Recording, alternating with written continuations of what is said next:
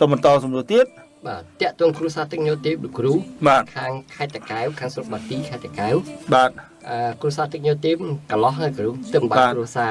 ទៅការហើយ ពីមួយឆ្នាំជាងឥឡូវទម្ងន់បាន2ខែ បាទ បាទហើយតាក់ទងនឹងអាការៈនឹងឧស្សាហ៍គូតចង្អោគេហៅចាញ់កូនលោកគ្រូ បាទ ហើយសុំវិធីសាស្ត្រដើម្បីថែទាំរាងកាយដែរផ្ដល់សូមលោកគ្រូជួយផ្ដល់ឲ្យផង ក៏មានបបាយគ្រាន់តែចាញ់កូនសួរប្តីនឹងទៅ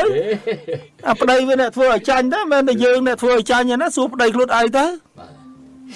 ប៉ុន្តែត្រូវដឹងថាការចាញ់កូនគឺជាការពុលរាងកាយមួយ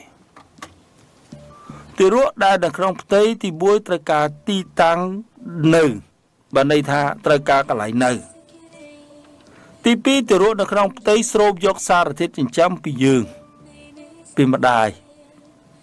អញ្ចឹងម្ដាយដែលខាតត្រូវទៅទទួលទានសារធាតុចិញ្ចឹមឲ្យបានច្រើន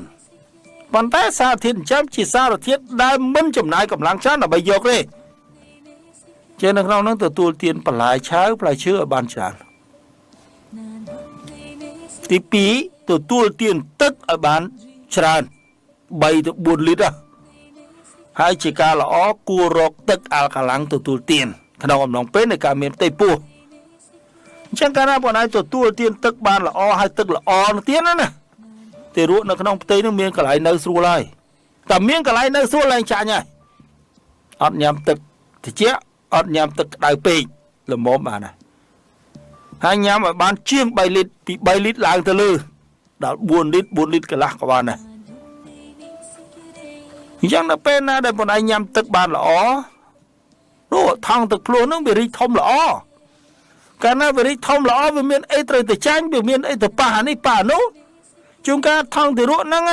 ថង់ទឹកភ្លោះនោះវាតូចពេកអញ្ចឹងវាធ្វើឲ្យវាក៏ទារកនៅក្នុងផ្ទៃហ្នឹងដែលបង្កកំដៅហើយហ្នឹងអាពងហ្នឹងវាចេះតែប៉ះអានេះប៉ះនោះប៉ះនេះប៉ះនោះទៅយើងនោះវាចេះតែវាធម្មតាទេបងឯងអលោកស្រីយកតាគិតទៅចេះពោះយើងធម្មតានេះងាកគេដាល់ម្ដាយងាកគេដាល់ម្ដាយងាកគេដាល់ម្ដាយមិនដែរឈឺអត់ដឹងទេណាតែវិវុអញ្ចឹងអាហ្នឹងមានបបាអីគ្រាន់តែដាក់ទឹកឲ្យបានច្រើនទៅអាថង់ទឹកភ្លោះរីកឲ្យបានល្អទៅណែអាការបង្កកំណើតនៅក្នុងហ្នឹងវាលែងប៉ះជាមួយនឹងសរីរាង្គដតីអញ្ចឹងមានអីត្រូវពុលមានអីត្រូវក្អួតមានអីត្រូវយើងឲ្យមានអីត្រូវលំបាកធ្វើទៅអនុវត្តអ្វីដែលខ្ញុំបានជម្រាបតែ2ចំណុចហ្នឹងទៅបានព្យាយាមទទួលទានបន្លែផ្លែឈើទឹកផ្លែឈើស្រស់ៗហ្នឹងគៀបយកមកទឹកបន្លែគៀបយកមកផឹកទៅហើយទឹកល្អហ្នឹងជាពិសេសគឺទឹកអាល់កាឡាំងហ្នឹងញ៉ាំឲ្យបាន3លីត្រជាងទៅលែងចាញ់បានលែងមានបញ្ហាហើយមិនបាច់ទៅសួរឪវាទេគ្មានដឹងអីទេខ្ញុំឲ្យទៅសួរប្តីរត់ទៅសួរប្តីមើលអាប៉ែនេះធ្វើម៉េចបានបាត់ចាញ់ដៃថាអញដែលចាញ់កូនអីមកសួរ